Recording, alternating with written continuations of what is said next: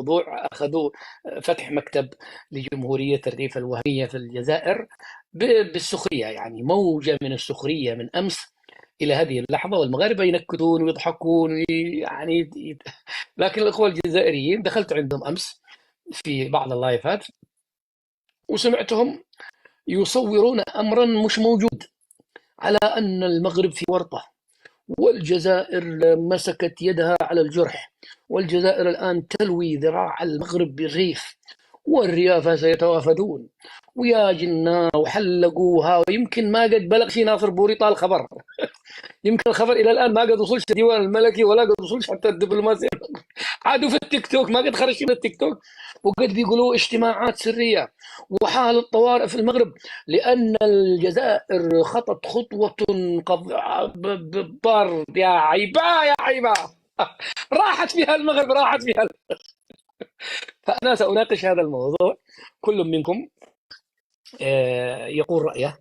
مرحبا بكم، ونبدأ بالأخ اللي تحت، الأخ اللي تحت كولومبو. تفضل يا كولومبو.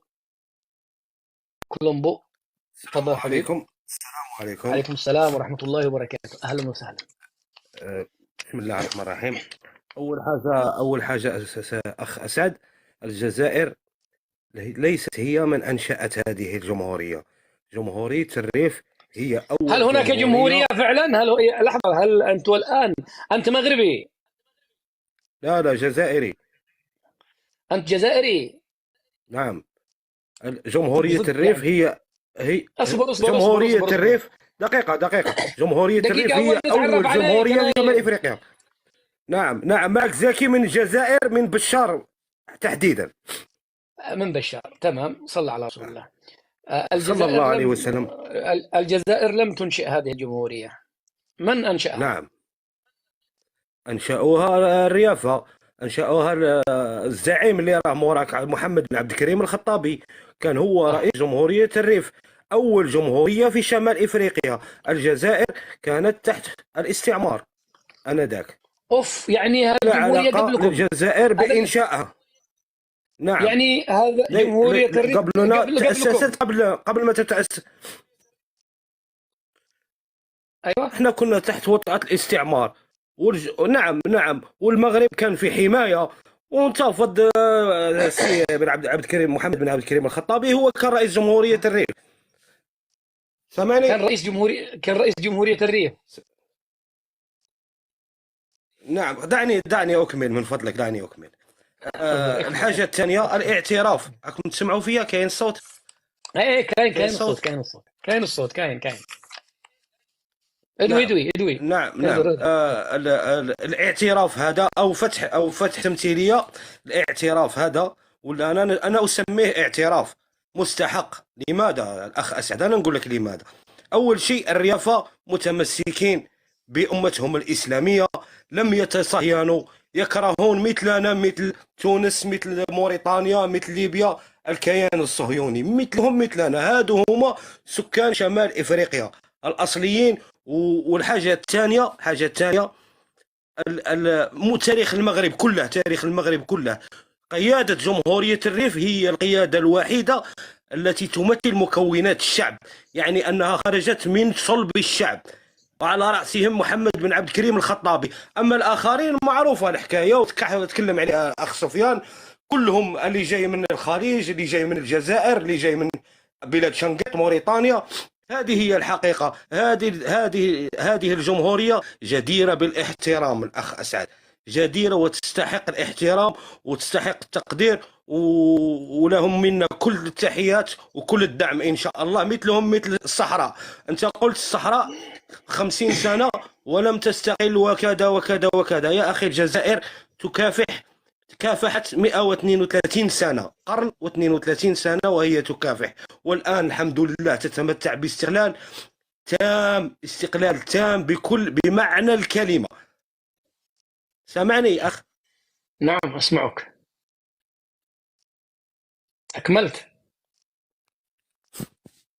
كملت أخي. نعم، تفضل. يعني عندي لك أمر شخصي، لا تخليني نكمل. خلي الأمور الشخصية على جنب. شوف، يعني أنت الآن جبت لي معلومة خطيرة نعم جدا، نعم إنه جمهورية الريف قبل جمهورية الجزائر، صح؟ قبل صح؟ الاستقلال. نحن قلت لك قبل استقلال أي الجزائر. الجزائر أسسوها منذ 1900 1832. صافي أيوة، يعني وجدت جمهورية اسمها جمهورية الريف، ورئيسها محمد عبد الكريم الخطابي، قبل وجود شيء اسمه جمهورية الجزائر. أنت قلت هذا نعم. الكلام صح؟ قلت هذا الكلام. لا، نحن كنا تحت الاستعمار يا أخ أسعد. لا حول ولا قوة إلا بالله. أنا عارف أنك الجمهورية. نحن كنا تحت الاستعمار. كانت أدري. قيادة تقود الحرب فقط. كانت قيادة تقود الحرب. نعم. أيوة، يعني لم يكن هناك شيء اسمه الجمهورية الجزائرية يومها. كانت اسمها الجزائر وليس الجمهورية الجزائرية. كانت الجزائر والشعب الجزائري، وكانت قيادة ومقاومين من هنا ومن هناك. طيب أنت ممكن تقول لي ماذا كان اسم العملة ديال الجمهورية الريف هذه؟ تعرف ايش كان عملتهم؟ لا، الأخ أسعد، العملة بتكلموا عليها الريافة. يقول لك سموها ريفا أو ريفان، حاجة كيما هاك. أنا ما عنديش معلومة صراحة على العملة. كان عندهم جواز سفر أنا الشيء اللي وحاجات حبيت هكذا نفهمك يعني يا أسعد كجمهورية؟ أنها نعم. أنا شوف، في ظل أنا نشوف تحالفات أخيرة بين تونس وليبيا وموريتانيا، كلهم على موقف واحد من كيان الصوص ومن ما يحدث الآن في غزة. كلهم في موقع، طيب إلا القيادة المغربية.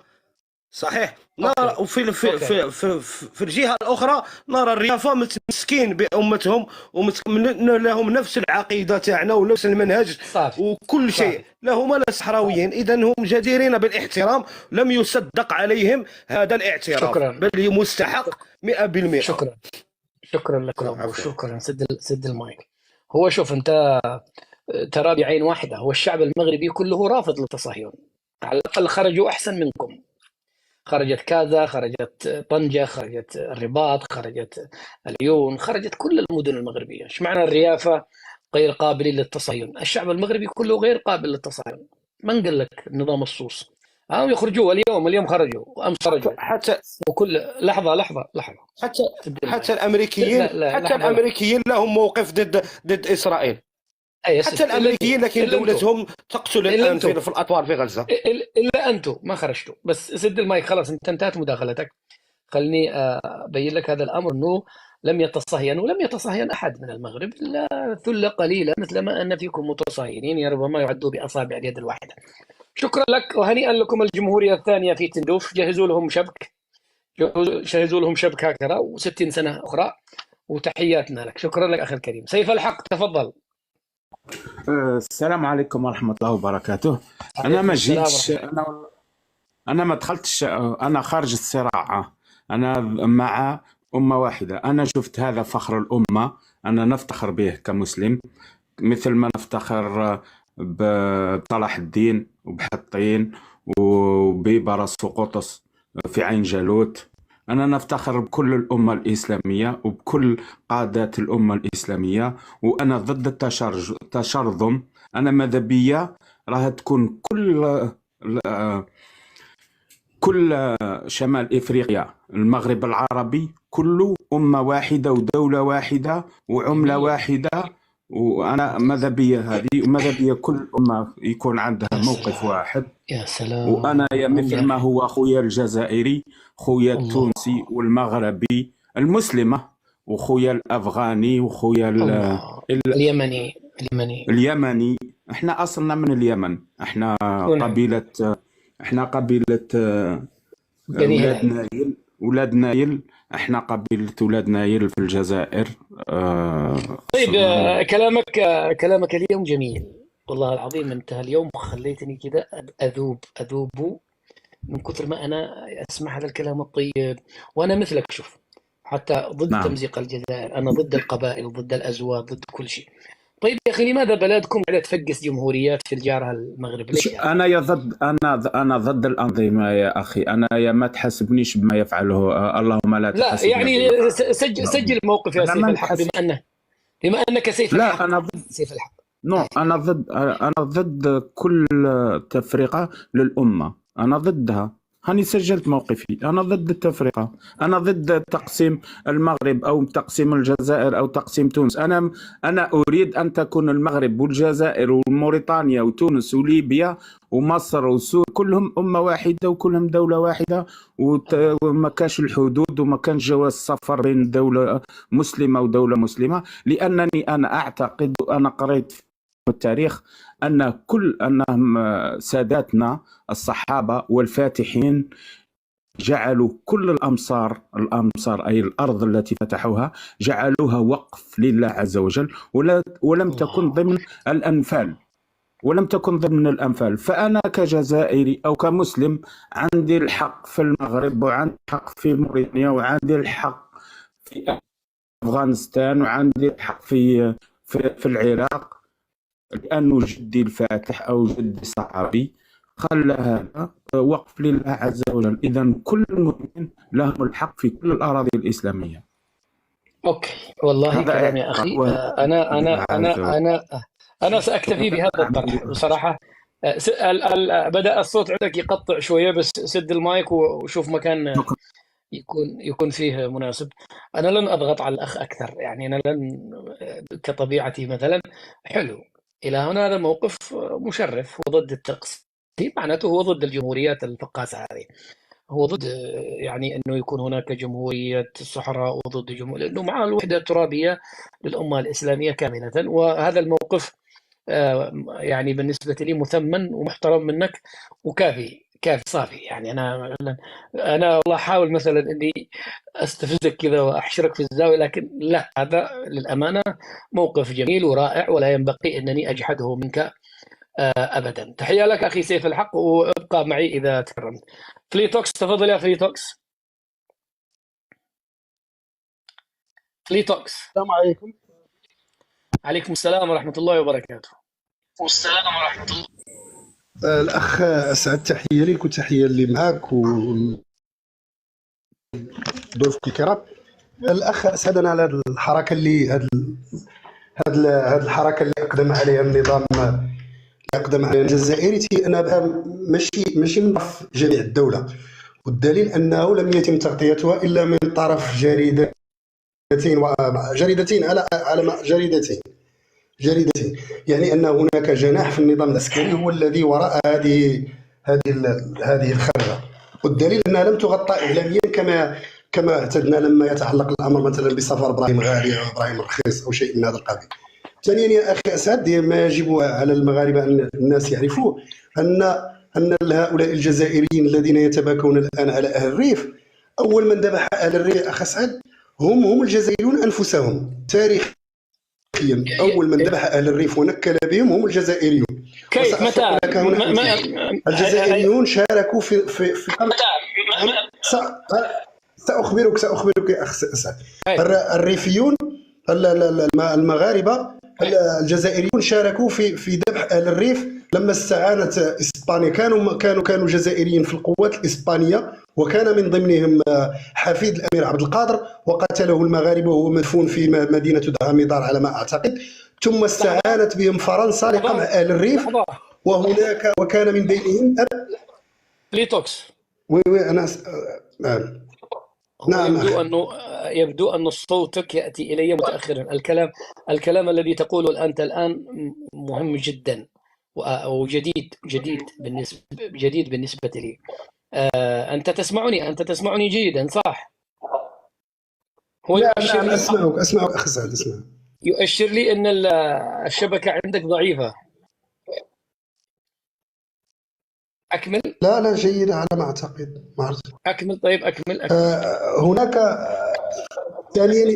ثانيا يا أخي سعد، أن هناك الأب خالد النزار شارك، استعانت بهم فرنسا لقمع أهل الريف. الجزائر كانوا يسمون الزواف أي الخونة، كانوا في الجيش الفرنسي، واستعانت بهم فرنسا لقمع أهل الريف بعدما استعانت بهم إسبانيا استعانت بفرنسا على الريفيين، وقتلوا منهم الكثير، وكان من بينهم أب خالد نزار. وهذه شهاده موثقه من خالد نزار نفسه، المجرم خالد نزار يعترف فيها بان ابوه ولا اباه شارك في قمع انتفاضه الريفيين. ثانيا يا اخ اسعد، لحظة ان اغلب من طرد لحظة انتفاضة نعم الريف نعم يومها انتفاضة الريف على من انتفضوا يومها؟ على الأسبان. على الاسبان يا اخ اسعد، على الاسبان كانوا ينتفضون ضد الاسبان. ولما كانت انا ساعطيك مثال في الصحراء. أكمل. في مشكلة في التواصل هل معك، في أكمل؟ مشكلة، صوتك يأتيني متأخرا، عندك مشكلة أنت. أكمل. اعتذر. لا، لما أول انتفاضة كانت فرنسا تنسق مع إسبانيا لما كانت بوادر الهزيمة تأتي إلى إسبانيا. مثلا لما حاصر المغاربة مدينة العيون استعانوا بالجيش الفرنسي الذي كان أغلبه من الجزائريين، كان يتمركز في مدينة تندوف، وسميت العملية بالمكنسة إيكوفيون، حيث حاصر المغاربة سيدي فني وحاصروا الطرفاية. ولما وصلوا إلى مدينة العيون تم الاستعانة بالجيش الفرنسي، وكذلك وقع في الشمال استعانوا بالفرنسيين وكان أغلبهم جزائريين. وهناك رسالة شهيرة للمرحوم عبد الكريم الخطابي يشتكي من أهل الجزائر أنه يجد في الصفوف الأولى الجزائريين هم الذين يقاتلون مع العدو. ثانيا يا أخ أسعد، هل تعلم أن أغلب المطرودين سنة 1975 الذين طردهم الجزائريون، أنا أقصد الشعب الجزائري، هو الذي كان يدل الشرطة العسكرية على المغاربة. الشعب الجزائري، هذه قضية خوات، القضية أنا لا أؤمن بها، ولم يكن هناك شيء اسمه أمة عربية أو أمة إسلامية، هذه خرافة.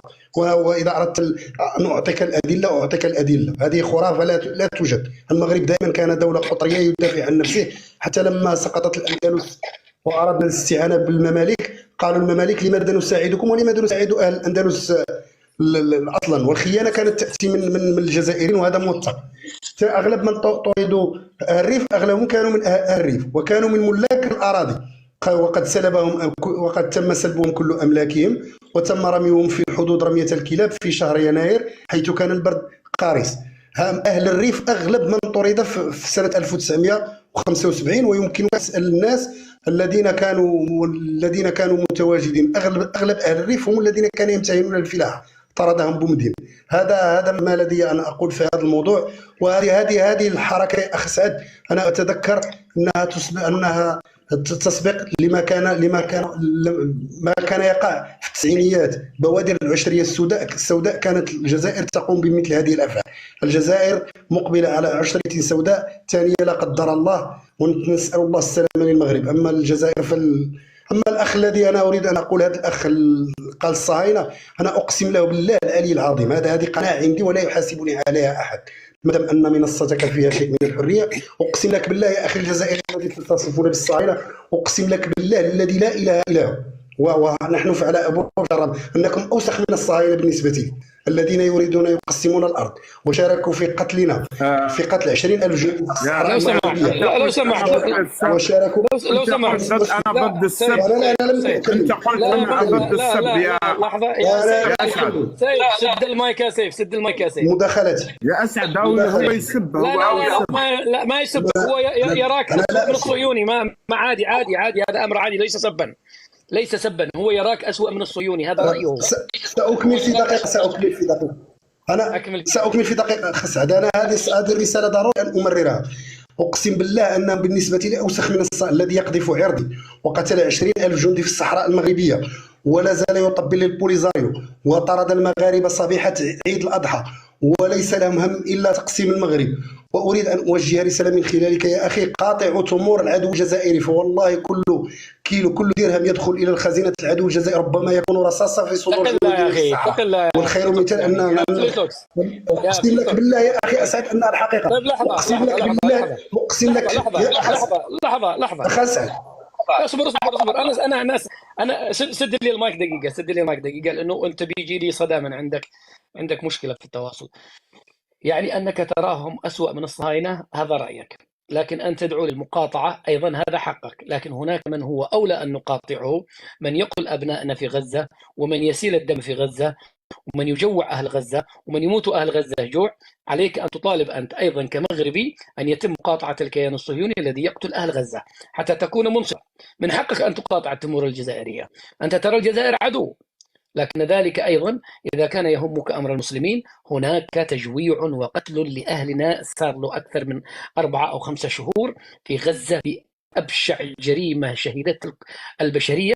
وكان الأولى أيضا أن تقول أنك تطالب بمقاطعة البضائع الإسرائيلية الذين يقولون، لأنه ستكون هكذا. إذا تريد أن تسجل موقف سجلت موقف، ولك دقيقة واحدة كإضافة ثم نواصل الدور. تفضل. نحن أولا لا نناقش هنا غزة، ولعنة الله على الصهاينة. أنا أقولها لك، نحن نناقش الصهاينة في شمال إفريقيا. أنا بالنسبة لي أوكي. أكمل. لا يا أخ أسعد، لما نناقش الصهاينة أنا سأقول لك أكثر مما تظن. أنا ربما لا تعرف ماذا فعلت. أنا أقول لك الآن نحن نتكلم، أنا بالنسبة لي هناك دولة أكثر من الصهاينة أنفسهم توجد بجوارك، لم يأتي منهم طيلة تاريخهم إلا الشر الذي تقول أن السلاح الذي قصفت به السمارة وأنت ذهبت السمارة من أين جاء؟ ليست من أموال دافعي الضرائب الجزائريين، هذا إن كانوا يدفعون ضرائب أصلا. لماذا هم يقال لا تدخل أي سلعة إلى الجزائر؟ قطعوا حتى الغاز، كنا نأخذ منه 7%، وكانوا هم يستفيدون الأكبر وقطعوا ظنا منهم أنهم سيجوعون ولا سيخرجون المغاربة إلى الغابات للبحث عن الحطب. وأنت تقول لي هذا الإنسان يكون كيوت مسلم طيب. لا يا أخي، هم شكرا لك. أنا الذي يقولون في التعليقات موضوع عن المغرب وليس غزة، أنا ما قلت. هو الأخ ذكر الكيان الصهيوني، قال والله أن الجزائريين عنده أوسخ من الصهاينة، هو الذي ذكر الصهاينة، ثم ذكر الحصار والمقاطعة. كان الأولى أن يقاطع الصهاينة قبل الجزائري للأمانة. تحياتي لك أخي فليتوكس، شكرا جزيلا لك. دقيقة المهرة إذا سمحتي لي. سيف الحق، قبل ما تشغلني أنت، عندك شيء تريد حق رد ولا شيء، باعتبارك هنا ربما معني بالكلام، عندك تريد حق رد؟ أنا خارج الصراع، وأنا أنت خارج الخدمة تقريبا. لا أنا داخل الخدمة. أنا الحمد لله داخل الخدمة. أنا خارج الصراع. ومستحيل أنني ننزلق منزلقات حتى نفقد، حتى لأن لكل لفظ لديه رقيب عتيد. يعني أنا من سبش، ولكن وما يلفظ من قول إلا له. المهم الإنسان يحاول ما يسبش، وإذا ولازم ما سبك يا سيدي. لا كاين أمر احنا لازم نسمو الأشياء بمسمياتها. درك أنا مثلا أنا ضد النظام، أنا ضد النظام المغربي. أنا نسمي الأمور، أنا ما نقولش أنا ضد المغرب كي يتوهم المغربي أنني ضده. لا، أنا نقول أنا ضد المغرب، ضد النظام المغربي. إذا الإنسان اللي يقول أنا ضد الجزائر والجزائر أسوأ من إسرائيل والجزائر، هنا أنا أتوهم أنك تعاديني أنا. إذا أن كنت أنت ضد النظام وراني لحظة خليني أخرجك من هذا النقطة، لأنك دخلت. شوف، ما فيش حاجة في المغرب اسمها النظام، هذا عندكم أنتم. أيوة، في المغرب في ملك وشعب، هكذا. ما فيش حاجة شعب ونظام، هم واحد. الملك من الشعب والشعب من الملك. هذا المفردة لا تصلح مع المغاربة. لحظة. شوف، لحظة أقول لك. أنت عندما تعادي النظام المغربي أنت تعادي المغاربة كلهم. أنا أقول لك من الآن، يعني لا جي تعمل فيها أنا خارج الصراع وأنا خارج الخدمة وأنا خارج التغطية. لا، إذا قلت أنك ضد النظام المغربي أو الملك في المغرب، فأنت هنا عاديت 40 مليون مغربي أوتوماتيكيا. يعني ما تمام. فلا تغالط نفسك عشان أحطك في الصورة. تمام. أولا المفروض أنا نحطك في الصورة، لأنني أنا من المغرب الكبير، من المغرب العربي الكبير، أنا اللي نحطك في الصورة أولا. ثانيا التوجه الملك مع التطبيع ضده نتايا دائما، وتفتخر أنهم. والآن قلت اللي كان قبلي الجزائري، أنت قلت له أنهم اليوم خرجوا أو الأمس خرجوا في المغرب ضد التطبيع. إذن ضد قرار الملك. ما نقولش أنا ضد الملك. كاين أصبر كمل. هل معهم الملك؟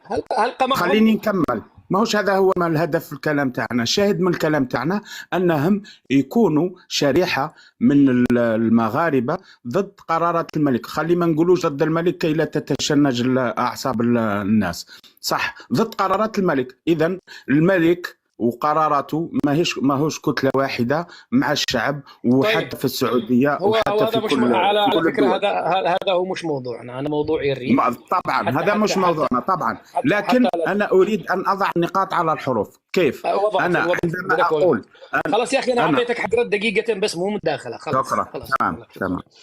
طيب فليتوكس المهرة ولد العاصمة، والأخ سفيان، والأخ مولاي، أو ما أدري ايش اسمك يا أخي، نيوز. ذكر فليتوكس حاجات خطيرة جدا. أبو خالد نزار مات في الريف وهو يقتل الريافة. ابن عبد القادر الجزائري قتل في الريف وهو يحارب الريافة. الجزائريون قتلوا لحظة يا أخي، لحظة يا أخي، لو سمحت يا لم فليتوكس. يمت ابو خالد النزار حتى لا يقول اني اكذب. هو شارك في قتل الريفي، لم يمت. الذي مات هو حفيد عفوا، الامير عبد القادر. سليم، جميل، ممتاز. أبو خالد نزار كان يعني في تاريخ أسود. سبحان الله، سبحان الله. قتلوا أهل الريف. أهل الريف قاموا في انتفاضة ضد المستعمر الفرنسي والإسباني، ومن قتلهم من؟ جزائريون. واليوم يجي يفتح لهم ممثلية ويقول نحن مع القضايا العادلة من هذا الخرابيط كلها. معلومات خطيرة جدا أوردها الأخ فليتوكس، أتمنى أن يتم تأكيدها، وإذا في أي مراجع تثبت هذا الكلام، حتى لا يطلع الآن واحد يقول لك ما الدليل ومن أي مرجع ومن أي شيء جاء هذا الكلام، نتركه للنقاش. الأخت المهرة تفضلي. زاد الله فضلك أخي أسعد الشرعي. مساء النور ومساء البركات عليكم كاملين خوتي وخواتاتي. أنا غادي نبدا من واحد النقطة انتهيت عندها بالنسبة للأخ سيف الحق. لم يكن له هو الحق بأن يعلق على كلام فليتوكس، لأن كلام فليتوكس أصلا لم يكن موجها لسيف الحق. اللي نزل قبل منك هو اللي وجه لنا خطاب الكراهية، وهو اللي وصفنا بالصهاينة، ماشي انت. وبالتالي انت براء من هذاك الشيء اللي قال فليتوكس. وفليتوكس كان عنده مجرد رأي، لم يكن هو الذي صنفكم أسوأ من الصهاينة. إلى درتوا فعل أكيد غتنتظروا رد الفعل. هذه أولا، غير بين قوسين. ثانيا أخي أسعد الشرعي، أنا أشد على يدي أخي فليتوكس، وكنأكد لك هناك الأخ ولد العاصمة بما أنه أصبح متمرسا في استعراض الأدلة. كاين هذا خالد نزار كيعترف بأن الوالد ديالو شارك في حرب الريف. يعني هذه مسألة ما كايناش عليها مزايدة. يمكن يا المهرة يمكن شارك مع الريافة، شارك معهم. لا، ضد الريافة، قالك مع الريافة. أنا في نظرك يا أخي أسعد الشرعي، فينا هو هذا الحر الغر الريفي اللي غادي يرضى يدير يدو في يد القتالة اللي كانوا كيحاربوه ضد مع الاسبان ومع الفرنسيس؟ هذا حر غر ولا شياطه ولا اماعه؟ وريني اخويا اسعد الشرعي اللي مشاو يفتحوا التمثيليه وكيبوسوا الكرغول يكتفوا. هذا حر غر، هذا نعترف به. ما يرضاش بالمغاربه اللي يبوسوا اليد الملك ديالهم اللي هو الاب الروحي ديالهم. عفوا احمد سلطان، سد الصوره الى ان ياتي دورك وافتح الصوت الصوره. حنا مشتاقين في كمالته مبينها ليا. اذهب هدي صلي على رسول الله. غير يسد الماي، غير يسد الصوره خويا اسعد الشرعي. خلاص انا قلت لها يعني شكرا نكمل المداخله ديالي. اخي اسعد الشرعي، خصك تعرف واحد القضيه بان مورا يعني كمغربيه زعلتي انهم فتحوا ممثليه للريف. والله العظيم اصبت بهستيريا من الضحك. تخيل كيان مجموعه فيسبوكيه تقصد دولة تتمتع فقط بالحكم الذاتي ولم تحصل أصلا على الاستقلال ليكونوا جمهورية وهمية ثانية. تخيل على حظ عند أبنائنا المغاربة أخويا أسعد الشرعي، هذا عندهم حظ كيهرس الحجر. وحدين من ولاد بلادنا غياخذوا الجنوب، وحدين اخرين من ولاد بلادنا غادي ياخذوا الوسط. يا سعدهم يا هناهم، والله العظيم إلا تفتحت لهم طاقة القدر بصحتهم اخويا دولارات. طيب هل هناك يعني ريافة كثير حتى يتم؟ لا كثير. ماذا يعني؟ كثير يا اخي. تتعرف الزفزافي؟ الزفزافي نعم. والله من قلب المعتقل أرسل لهم رسائل وسب وشتم. تخيل. أرسل لمن؟ لهاد المنشقين، هاد الصعاليك. هم يعتبرونه رمزا. هو تبرأ منهم يا أخي، وكاينين قلت لك الدراري اللي يقدروا يعطوك الأدلة، والله هو تبرأ منهم، والله هو تبرأ منهم. تخيل يا أخي أسعد الشرعي، التمثيلية ديال مجموعة فيسبوكية، وسبحان الله الطيور على أشكالها تقع، حتى هما من تجار الصنف. سبحان الله الطيور على أشكالها تقع. يعني قصدك من نعم نعم، قصدي كلمة وقولا وفعلا، الطيور على أشكالها تقع. نفس الفصيلة ونفس الكيان. كاين شي واحد تيفتح تمثيلية دبلوماسية بالسموكينغ، تيمشي يفتح تمثيلية دبلوماسية بالجاكيطة والكابيشو. أنا أقصد مثلا النظام الجزائري أو الريافة أنفسهم عندما يقولوا جمهورية، معناته لازم أول شيء أن هناك شعب. نعم شعب. هناك عملة. إذا لحظة خليني أقول لك حاجة. أول شيء الشعب قبل العملة قبل كل شيء. يعني مثلا نحن سخرنا من جماعة البوليزاريو أنه كلهم إذا اجتمعوا ممكن يكونوا في مرجان حق العيون، يعني في مرجان العيون. والله ما يعمروا، والله ما يعمروا، والله ما يعمروا. أيوة. طيب هؤلاء الريافة اللي موجودين هذول لو نطلعهم فوق باص ما يعمروا أيضا باص. إذا أين الشعب؟ أولا لحظة أين الشعب الذي أنت تريد أن تشكل به جمهورية؟ أنا لا أرى الله واحد هان اسمه محمود سلطان، واحد اسمه ديما البرصة والبرصة والخرصة والمدري ايش اسمه هذاك، وخمسة ستة اللي شالوا العلم وبس. وين الشعب؟ هذا وحتى البرصة تبرأ منهم، حتى البرصة ولا يطلع في المنصات عند البنات يقول لهم أنا لست معهم، أنا لم أكون حزبا. تخيل. إذا هذا الكلام سنناقشه مع أحمد سلطان. على أي أخي أسعد ما تنساش بأن المشروع الأطلسي وإقفال أو إقبار ملف قضية الصحراء الغربية والبداية في ملف الصحراء الشرقية، هذه هي الضربة القاصمة التي أصابت النظام الجزائري بالسعار وأخرجته عن السكة الصواب. المهم بما أنك مغربية متابعة، لماذا في هذا التوقيت؟ هل التوقيت له أثر؟ يعني لماذا في هذا الوقت تحديدا راحوا يعلنوا فتح مكتب الجمهورية الصحراء؟ ايش معنى الآن؟ أكيد نقول لك علاش أخي أسعد. أولا لأن القضية ديال الصحراء الغربية المغربية انتهت والبوادر خرجت للعلن. انتهت. خاصهم يخلقوا لك مشكلة أخرى باش ما يبقاوش هما يدون التسلية. فهمتي يا أخي؟ يعني البوليزاريو أكثر الخاسرين من هذا التحرك. والله العظيم تمت تصفية أغلب قيادات البوليزاريو. ادخل للأخبار أخي وشوف، أغلب قيادات البوليزاريو تمت تصفيتها في إيدان كامل على أن قضية الصحراء الغربية المغربية قد انتهت. خاصهم يخلقوا لنا. لها علاقة بالانتخابات المهرة. أكيد غيكون عندها علاقة بالانتخابات. أخي أسعد نضيف كلمة أخيرة. عندهم حظ كبير لأن المغرب لا يعامل الجار بالعدل بل يعامله بالإحسان. لو كان المغرب يتعامل بالديمقراطية أو بالعدل قسما بالله لانتهت أسطورة الجيران منذ زمان بعيد. من حظهم أن المغرب يتعاملوا بالإحسان. بلا إحسان بلا بطيخ. والله روحوا شوفوا فرحة مهني وشوفوا لكم مكتب لا لا لا لا لا لا لا لا. اسمع أسعد، والله كون درناها غنتسموا منافقين.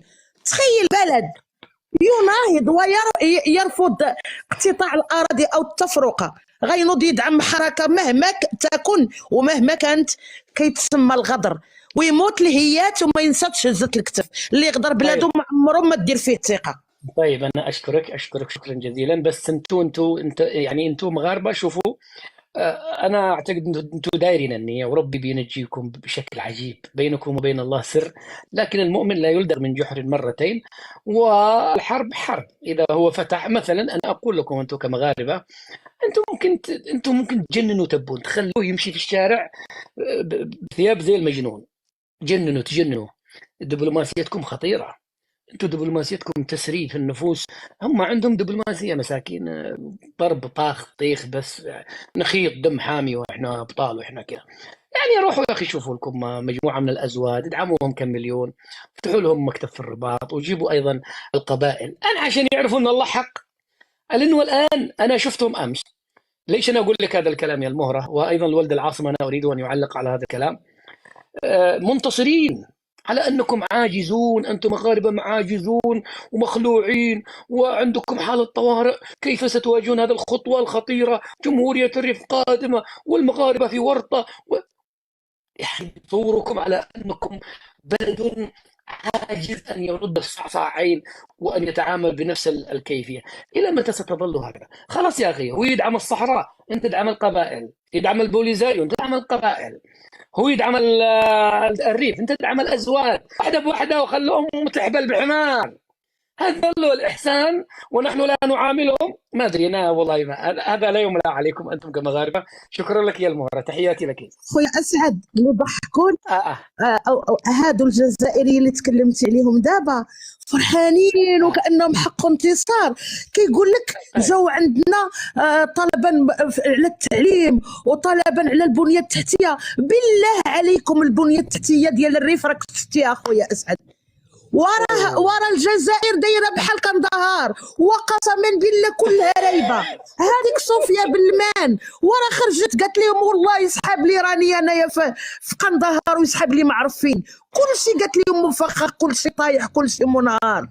غادي تعايرونا والله المهرة الحسيمة والناظور يا سلام يا والله الريف قسما بالله احسن من الجزائر واحسن من وهران بمئات الالاف ديال الدرجات. غيعيرونا بالتعليم وهما مساكن لا حول ولا قوه الا بالله، وهاو مستواهم كتشوفوا معانا. شكرا لك. الاخ يا اخي ما قدرت اقرا اسمك يا اخي، ايش اسمك؟ ام سلول. السلام عليكم ورحمه الله تعالى وبركاته. وعليكم السلام ورحمه الله. مرحبا اخي. ام سلول نيوز لقب مسلول النيوز. يلا تمام. مسلول نيوز. واخيرا تمكنا من الصعود معك في اللايف. مرحبا المتابعين القدامى في ايام اتجاه المعاكس ثم الزياره المغربيه، جميع اللايفات او المباشرات تابعتهم من اول ما وضعت ارجلك في مطار المناره بمراكش الى مغادره الى العوده الى المجيء هنا الى طنجة. لم نتمكن من اللقيا بك، واتشرف اليوم بالصعود معك يا اخي اسعد الشرعي. اهلا وسهلا. مرحبا. وانا بالمناسبه من منطقه اكادير. اذا ما رايكم؟ محتاجين لحظه، محتاجين جمهوريه سوسيه ولا شيء يعني لسنا محتاجون. لماذا نحتاج الى جمهوريه سوسيه؟ احتاج جمهوريه سوسه العظمى والله ممكن تنفعكم. لماذا لما كانت في ايام السيبه المغاربه السوسيون هم من انتفضوا ضد الاستعمار بدون ما ينتظروا الجيوش النظاميه حتى يساعدوهم او يساندوهم. انتفضوا بالسلاح وبالمال وبجميع طيب رجع للريف. انت كيف ترى الموضوع؟ موضوع الريف اصلا ليس هناك اي موضوع الريف داخل المغرب. هنا ليس هناك شيء يسمى موضوع الريف او جمهوريه الريف. وانت زرت الريف وزرت الناظور وزرت الحسيمه وزرت المناطق كلها، كابو نيغرو وما جاورهما، ورأيت التنميه ورأيت التنسيق، مثلا الشمال مثل الداخل مثل الرباط مثل مراكش، ثقافة واحدة. مجرد بعض الاختلافات البسيطة لن تلتقي مع أي شخص يشتكي لك من النظام أو من الظروف أو من لم ترى شيئا مثل هذا لكي نقول أن هناك ملامح لطرح الجمهورية أو شيء مثل هذا القبيل. الذي هو في الأمر الذين يطرحون هذا الأمر هم الفارون من العدالة في المغرب. لديهم مشاكل، إما مشاكل سرقات أو مشاكل بعض ارتكبوا بعض الجرائم، وهناك من مر في السجن وعوقب على جريمته ثم ذهب إلى الخارج لأن الأوضاع لم تسمح له البقاء هنا، أو يريد أن يغير من الحالة المادية ويركب على هذه الموجة، يبحث عن الدعم ويبحث عن الاغتناء من مثل هؤلاء الذين يدعمون القضايا التي تركب عن الريح. ما رأيكم إن قلت لك دبلوماسية الجزائر كالنملة التي تريد أن تعض فيلا؟ حلو نملة تشبيه. تريد أن بماذا ستضر النملة فيل؟ أنت تقصد مقارنة بالمغرب؟ المغرب دبلوماسيته كفيل، فيل ضخم من أضخم الفيالة، إذا دخل وحل قبل أن يدخله يعرف كيف يخرج منه. كيف سيخرج منه؟ كيف سيخرج منه؟ إذا دخل بين الأسود يعرف أنه سيخرج سالما.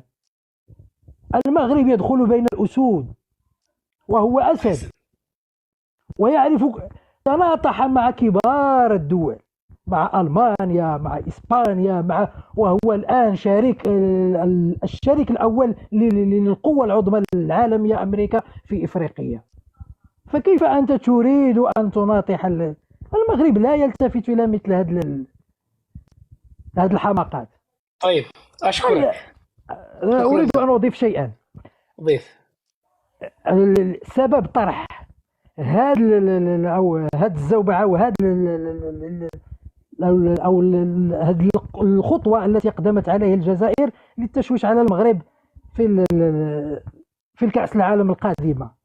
يريدون خلق يريدون أن يظهروا للرأي العام أن ذلك البلد فيه مشاكل، وفيه مشاكل في الجنوب، هناك جمهورية والشمال، ويريدون المغرب لن يلتفت إلى هذا. وثاني حاجة يبحثون عن أي ردة فعل المغرب لكي يدخلوا في بعض المناوشات، 10 أيام حرب أو تبادل رصاص في الحدود هكذا، لكي يقولوا للعالم أن ذلك البلد غير مؤمن، ليست هناك كأس عالم، ليس هناك، ويريدون أن يضربوا السياحة في المغرب. والموضوع طويل وهناك الكثير ما يقال. شكرا لك، وأتمنى نعم، شكرا لك أخي الكريم. أشكرك جزيل الشكر أشكرك، تحياتي. شكرا على الضيافة. شكرا. أتمنى من الإخوة الذي لا يعيدوا النقاط التي ذكرت، يعني الأخ هذا ذكر نقاط لا أريد أن نسمعها، لأنه نريد نغطي أكثر شيء. نريد أن تحدثونا عن الشخصية التي وراء. هل هو الرجل ثار من أجل ريف أم ثار من أجل مغرب؟ هل كانت قضيته بهذا التقزيم جمهورية الريف أم كان الموضوع كبير جدا؟ هذا. ثم أريد من ولد العاصمة عندما يأتي له الضوء، هو بعد سفيان تقريبا ولا هو قبل سفيان ما أدري، يقولوا لي الريف، يعني عندما نقول الريف، أنتم كمغاربة عندما نقول الريف ما هي حدود الريف؟ يعني أنا اللي أعرفه الحسيمة والناظور فقط. هل في أخرى مثلا؟ هل كابو نيغرو ومارتيل والفنيدق والمضيق هذه ريف مثلا؟ طنجة ريف؟ أنا أريد أن أفهم هذا جغرافيا ما هي. أنا سوس أعرف، سوس أعرفها، سوس أعرف سوس، يعني حدودها معروفة، لكن الريف لا أدري أنا بالضبط من أين تبدأ ومن أين تنتهي. سفيان. السلام عليكم ورحمة الله وبركاته. السلام ورحمة الله، مرحبا. ما أعرف أسعد الأخوة المغاربة يسمحوا لي أتكلم بالموضوع أم لا؟ إذا ما يسمحوا لي ينزل، لأنه هذا شأن داخلي. أنا طلعتك يا أخي، ما فيش حاجة اسمها داخلي، إحنا ما تدخلناش في شؤونهم العائلية، إحنا نتكلم في هذا رمز إسلامي، رمز إسلامي هذا الرجل، رمز إسلامي للتنويه فقط. ترى الأمير محمد بن عبد الكريم الخطابي في عندنا 4 مدارس في دمشق و3 بحلب اسمه. في دمشق؟ بدمشق وبحلب، باعتباره فاتحا. أنا أحب أفتح الكاميرا إنه يسولف يضايقون من صورتي، بس إذا أسلم عليكم. ترى محمد السلام عليكم. محمد بن عبد الكريم الخطابي ولد ب 31/7 عام 1882 وتوفي عام 1963 في مصر. لم يذكر بكتاب كل كتبه سيرة محمد بن عبد الكريم الخطابي، لم يذكر شيء اسمه جمهورية للتنويه فقط. يعني حتى عائشة لحظة في كل حياته لم يذكر شيء اسمه جمهورية. لم يذكر وأتحدى أيضا، والكتاب عندي ترى على فكرة، عندي كل الأدلة. محمد بن عبد الكريم الخطابي، أنت لما قلت لك عندنا أسماء مدارس ومشافي في سوريا باسمه لأنه رمز. يا أخوي عم تكتبون $3000 هاي ترى ما أنافق لا جزائر ولا مغرب ولا تونس. ما عليك من التعليقات قلنا احنا اتفقنا انه ولد ب 31/7 عام 1882 وتوفي عام 1993 في مصر و63 في مصر. هو يا اسعد يا اخوي هو قام بثوره شعبيه، يعني مثل قام بسوريا ابراهيم هنان وسلطان باشا الأطرش. سلطان باشا الأطرش قام به في السويد بجبل العرب، ابراهيم هنانو في جبل اللاذقيه. كثير من السوريين ثوره شعبيه ضد محتل، قام فيها ضد محتل، ولكن كان يرجع بالأوامر إلى السلطان يوسف بن الحسن. السلطان يوسف بن الحسن حكم من عام 1912 إلى عام 1927. السلطان المغربي تقصد؟ أي السلطان المغربي. يعني أنت تريد تقول لي محمد بن عبد الكريم الخطابي كان يناضل ويجاهد في ظل هذا السلطان ولا يرجع ولا عندي الحزن. بعد ما أخلص راح أشوفك الدليل. الشيء الثاني انه لا اذا انت اثبت هذا الكلام انا نقفل اللايف خلاص انتهى الموضوع. يلا قفل، يلا جهز التكفير.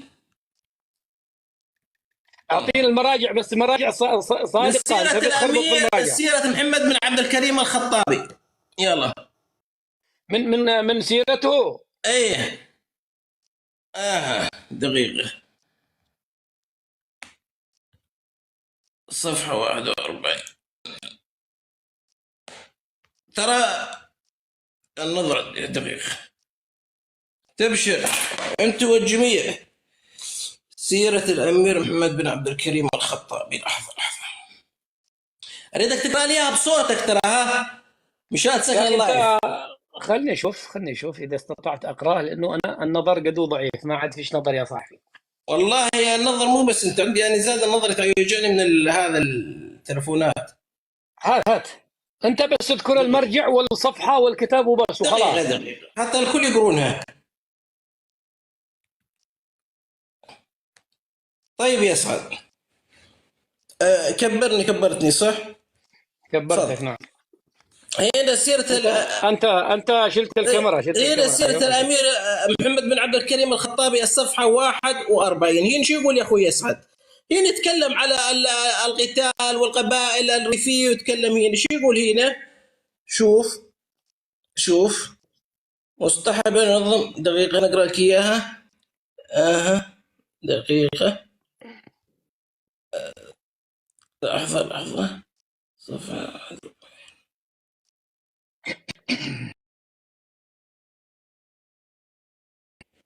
يكتب للسلطان مولانا يوسف. اقرأ. أيوة واضح. ويوجه إليه كما حرت المادة الهدية على قدر الحال ليتحقق بأنه منقادون لأوامره. منقادون لأوامره. هاي من كتاب سيرة من كتاب الأمير من كتاب سيرة الأمير محمد بن عبد الكريم الخطابي. فهمت علي؟ هو منقاد الأوامر السلطان يوسف بن الحسن استلم الحكم من عام 1912 إلى عام 1927. محمد بن عبد الكريم الخطابي يا أخوان قاد ثورة شعبية. شلون ثورة شعبية؟ ثورة شعبية ضد الاحتلال الإسباني آنذاك، ولكن أوامره ودعمه وكل ما يجري كان يرجع إلى السلطان يوسف بن الحسن. وأكبر مثال اولاد عبد الدايم، اولاد عبد الدايم الان كلكم تعرفونهم بالريف، حين ارادوا الالتفاف على محمد بن عبد الكريم الخطابي والوقوف مع اسبانيا، قام عليهم محمد بن عبد الكريم الخطابي. ريافه من بني عبد جلد. الدايم، اولاد عبد الدايم، عرش اولاد عبد الدايم لما ارادوا الالتفاف على محمد بن عبد الكريم الخطابي والوقوف مع اسبانيا والمطالبه، يعني يقولون احنا بنكون معاكم يا اسبانيا بالعربي، يعني لا يزعلون مني الاخوه، لا ربما الان يوجد احد من عرشهم قالوا بدنا نكون معاكم يا اسبانيا، فقام عليهم الامير محمد بن عبد الكريم الخطابي وحاربهم انذاك. التاريخ اللي اعطيكم مثال دائما. طيب سفيان دقيق، معلومات جدا رائعه سيرد عليها سلطان، لانه انت لقمت لها الطريق، ما ادري كيف سيرد سلطان على حقائق تاريخيه مثل هذه. طيب كلمني الان سياسه، انت كيف ترى؟ ما تاريخ، خليني بعيد عن السياسه الله يرضى عليك، بعدني عن السياسه. انا دائما ما لي علاقه في السياسه، بس اخر كلمه في التاريخ، اخر كلمه في التاريخ. أيوة. اي مؤسس لدوله الملك عبد العزيز رحمه الله عليه حين اسس المملكه العربيه السعوديه الحديثه الان، فهمت علي؟ كتب انه اني مؤسس مملكه كذا، مؤسس الجمهوريه، يكتب اني اني اسست جمهوريه. يا جماعه الخير، محمد بن عبد الكريم الخطابي كان يرجع بكل احداثه واتفاقياته وحروبه الى السلطان يوسف بن الحسن وبنته عائشه. لماذا حوربت عائشه الخطابي؟ الا تعلم لماذا حوربت يا اسعد الشرعي؟ حوربت من سيره الامير محمد بن عبد الكريم الخطابي انه كتب قال لهم انا قرشي، قال انا قرشي، قام محارب ام عائشه. ليش عائشه؟ انت الان طينت امها، اي قرشي يعني عربي، هو امازيغي يا اخي. يا اخي هو بكتابه قال هيش، قال هي قرشي بسيرته، قامت حاربته. بس لحظه يا المهره لو سمحتي قامت حاربته قالت عائشه هذه المعلومه، هو شريف عربي قرشي، هو بكتابه بسيرته قال انا قرشي. ومن نقلت هذا، فهمت علي، حاول البعض اخفاء كتابه، نقلت هذا عائشه الخطابي، قاموا نفوها قال من انت منه ولحي منك، مع السلامه روحي. من الذي نفاها؟ من؟ يا اخوي اسعد، ترى المكاتب، اي من يحب يعني اي شخص يريد ياسس دوله يجب ان يكون مكانه تاسيس الارض اللي هو عليها، بس كان مكتبه في فرنسا او في اسبانيا اعتبر الامر في شيء. صحيح، اشكرك. خبصت واحسنت واجدت وخربط كل. طيب خليك يا سفيان.